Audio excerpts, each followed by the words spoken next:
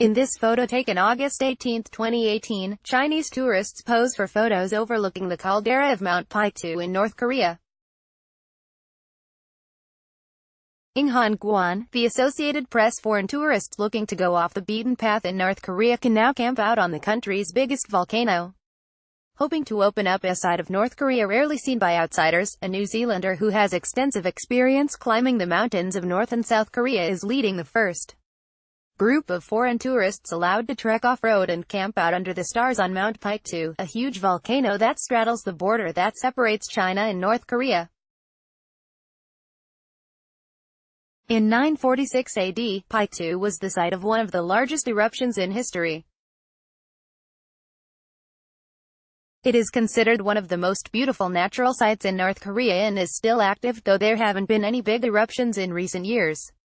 Story continues below. Advertisement. It's revered in the North for its links to the ruling Kim family and is considered the spiritual home of the Korean Revolution. Trips to the mountain are popular with North Koreans who visit with their schools, work units or other social groups on excursions that are part indoctrination and part recreation.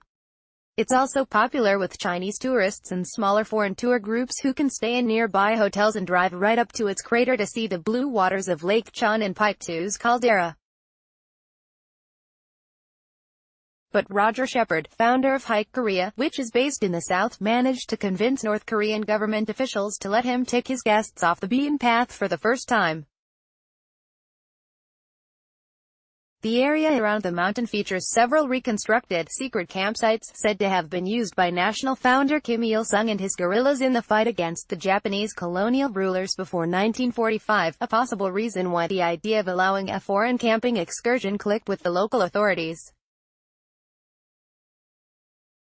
But Shepard's group has for the most part managed to avoid the typical minibus and propaganda lecture experience that often awaits foreign tourists here.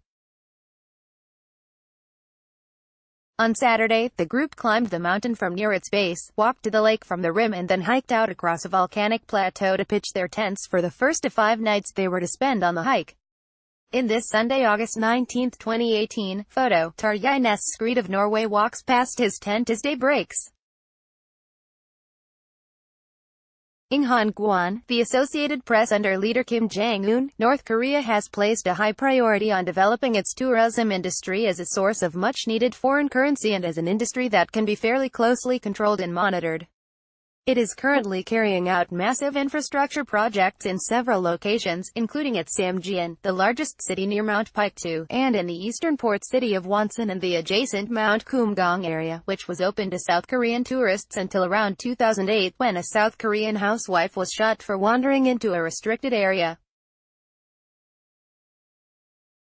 Any big expansion in the numbers of foreign tourists will require an easing of international sanctions in place to push Kim to abandon his nuclear weapons program. Story continues below. Advertisement. Shepard's trekking group was made up of 2 Australian women and 2 Norwegian men. Tourists from the United States are blocked from coming to North Korea by a travel ban imposed by President Donald Trump in response to the death of American college student Otto Warmbier, who died shortly after his release from North Korean custody for allegedly trying to steal a propaganda banner. In this Saturday, August 18, 2018, photo, Tarjei Næss of Norway stands near a view of the caldera. Inhan Guan, the Associated Press. By the time Warmbier was released, he was in a vegetative state. What happened to Warmbier while he was in custody remains unclear. Incidents involving tourists are rare, however, and Shepard said his intention is to get beyond politics during the hike. He said that after the first day, the trekkers had already begun to forge bonds with their North Korean guides. "I hope that it's because mountains and nature does that," he said. "Out here it's very apolitical. There's no need for the nonsense out here. We're all trying to do the same thing. Work together as a team, pitch tents, eat together, walk together. In my experience, that's a good way for these guys to see the real people of this country."